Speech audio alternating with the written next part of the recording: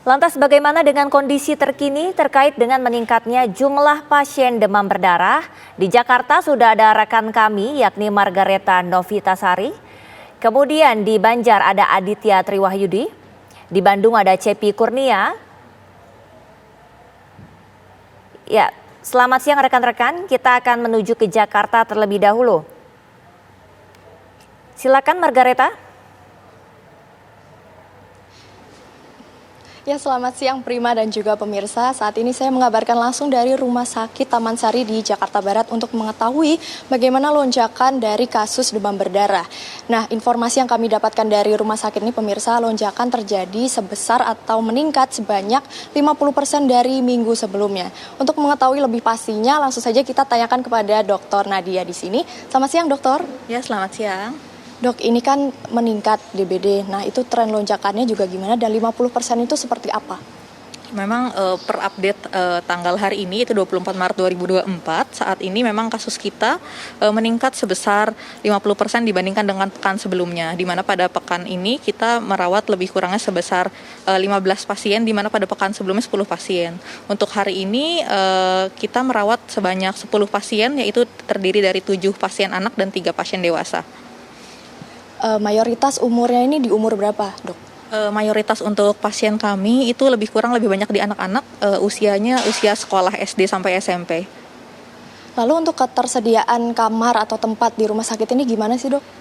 Untuk bor di rumah sakit kami, untuk kesediaan bednya saat ini tersedia, namun memang untuk cakupannya banyak terhadap kasus DBD ya Kak, seperti itu.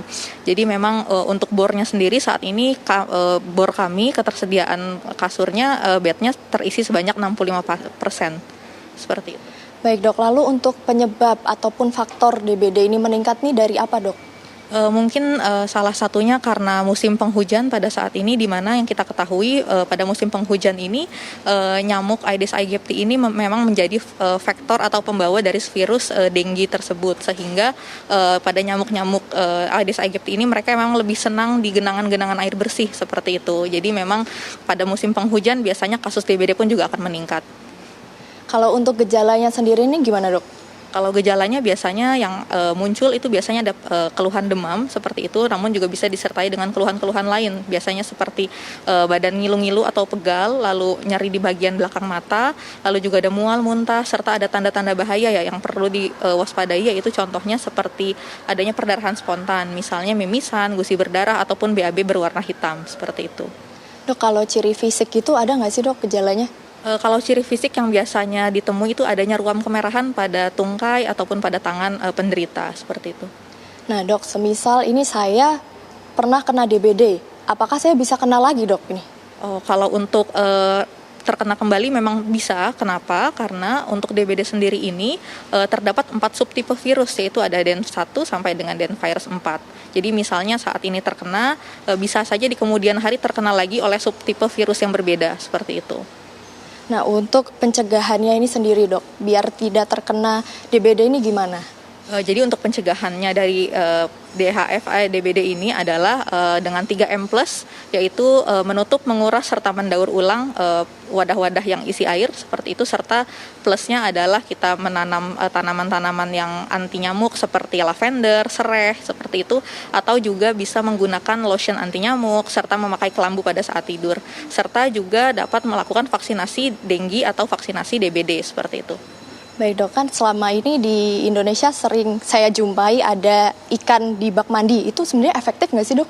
Ya, sebenarnya ikan di bak mandi memang bisa menjadi salah satu cara mencegah dari DBD ini, karena memang tujuannya adalah untuk membasmi jentik-jentik nyamuknya, seperti itu. Baik Dok, terima kasih atas informasi dan waktunya, silahkan kembali melanjutkan tugas. Ya pemirsa, itu tadi penjelasan dari Dr. Nadia, dan memang bagi pemirsa yang ada di rumah, jangan lupa untuk tetap menjaga kebersihan diri dan juga lingkungan sekitar, konsisten makan makanan sehat, dan juga jangan lupa vaksin demam berdarah supaya proteksi diri semakin maksimal. Sementara itu, demikian. Terima kasih Margareta. Selanjutnya kita menuju ke Banjar, sudah ada rekan kami Aditya Triwahyudi di sana.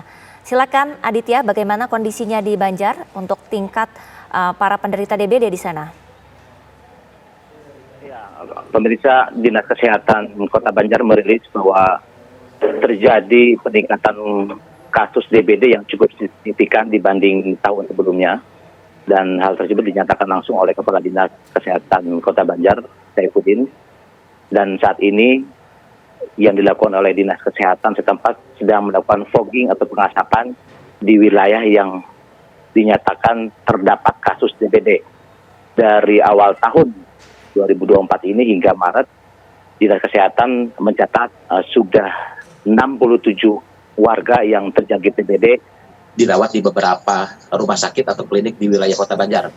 Dan yang terbaru ini ada satu anak suspek DBD, sehingga jumlah totalnya sementara ini sudah 3 orang warga yang meninggal dunia akibat DBD. Dan rata-rata pasien yang terjangkit DBD tersebut didominasi oleh anak-anak usia kisaran 7-10 tahun. Dan Dinas Kesehatan selain melakukan pengasapan atau fogging, juga melakukan war-war atau keliling kota, menghimbau kepada warga agar waspada dan segera melakukan pemberantasan sarang nyamuk yang belakangan ini memang masuk musim hujan sedang marak, sehingga petugas menghimbau agar warga lebih waspada untuk membersihkan rumah dan daerahnya. Terima kasih Aditya atas laporan Anda langsung dari Banjar. Selanjutnya kita menuju ke Bandung, sudah ada Cepi Kurnia di sana. Silakan Cepi.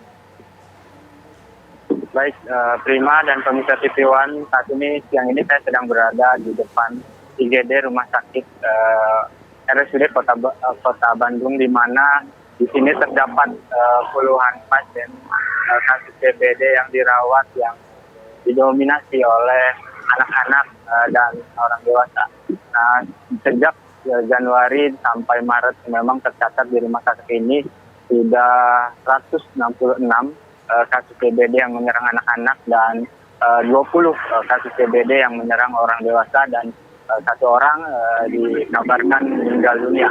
Nah, untuk di Jawa Barat sendiri memang kasus DBD sejak Januari hingga 20 Maret kemarin memang tercatat cukup tinggi, angkanya mencapai 11.058 kasus, sedangkan untuk yang meninggal dunia itu 96 orang. Nah, untuk kasus DBD di Kota Bandung sendiri memang sejak Januari sampai Maret ini mencapai 1.741. Kedua terbesar itu Kabupaten Bandung Barat 1.043 dan Kota Bogor 939.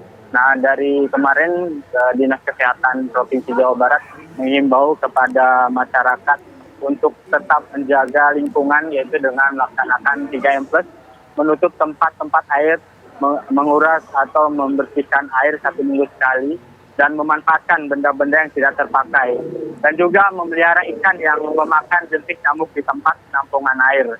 Nah, sejauh ini memang pemerintah Provinsi Jawa Barat dan bersama Dinas Kesehatan Provinsi Jawa Barat terus mensosialisasikan terkait dengan pencegahan untuk kasus DBD ini dengan melaksanakan kebersihan di lingkungan yang terdampak kasus DBD yang cukup banyak di beberapa daerah di Jawa Barat sendiri. Terima.